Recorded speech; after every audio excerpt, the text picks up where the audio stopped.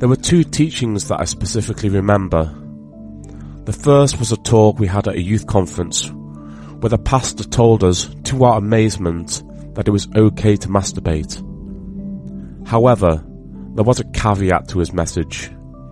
It wasn't okay to do it over pornographic images or whilst having lustful thoughts of girls or women we fancied. That teaching on its own would have been good enough.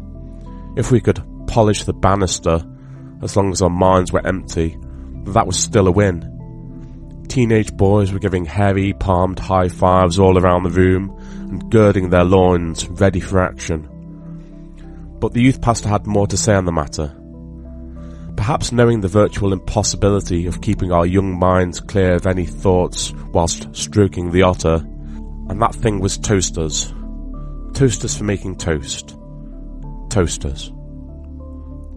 As a result of this teaching, whilst all my school friends were busily raiding their dad's secret stashes of jazz mags, I was writing to toaster manufacturers asking if they could send me industry leaflets and instruction manuals.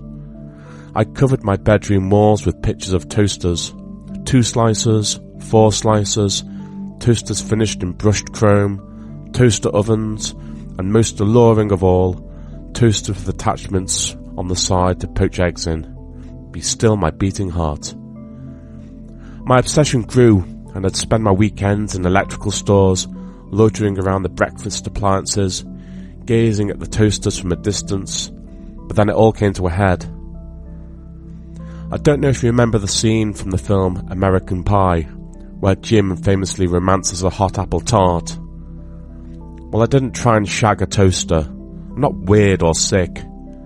However, I did take apart our family toaster because I wanted to see it naked, and my dad walked in on me, licking whipped cream off a dismantled circuit board. Okay, you got me. I made this up. I do love toast, but in a normal way. And I didn't have a sexual obsession with toasters. That would be ridiculous. But what was equally ridiculous was the idea that horny teenage boys should wrangle the adder whilst thinking about a Russell Hobbs 21641. Perhaps this message was well-meaning, but it was also preposterous and unhygienic if things were to escalate.